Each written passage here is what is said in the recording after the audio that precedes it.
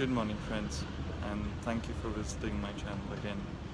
The topic I'd like to speak about today is the process of knowing how to achieve something.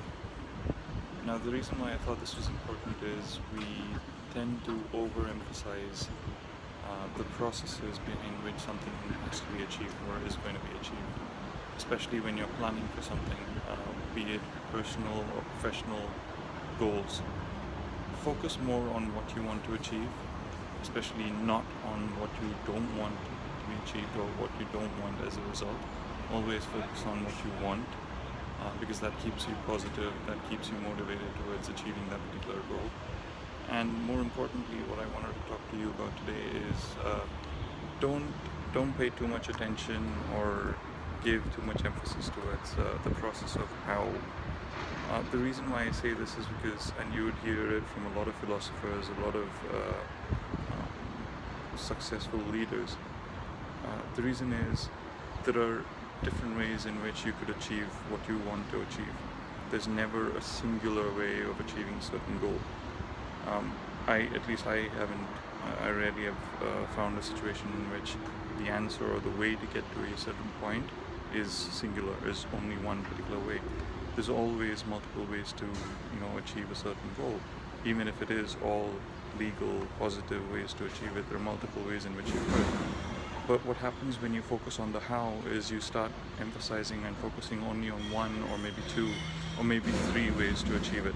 And the moment you put in efforts towards those three and you don't see results coming, you sort of think that the process is not working, or the goal is too much or too less or bad, and you tend to sort of wither away in your determination towards achieving that goal. So my point is, focus on what you want achieved, not on the how you want to achieve that goal.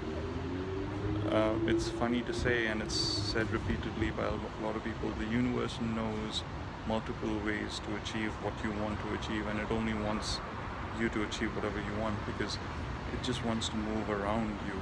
It doesn't want to stop anyone's flow. It doesn't want inertia. It doesn't want resistance. It wants you to achieve whatever you want to achieve as well.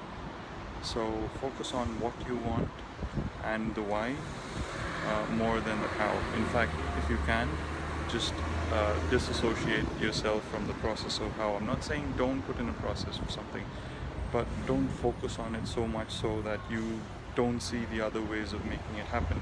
You would, and a simple way to sort of test this is take a simple goal that you want to achieve. It's not particularly for this exercise. I'd like you to choose some goal that is not extremely important for you to achieve.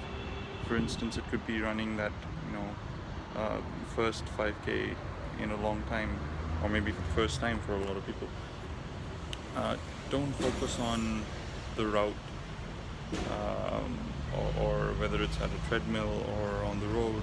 Don't focus on that. Just focus on the fact that, hey, I'm going to run the 5K today, and let the universe decide it. Let your flow decide it.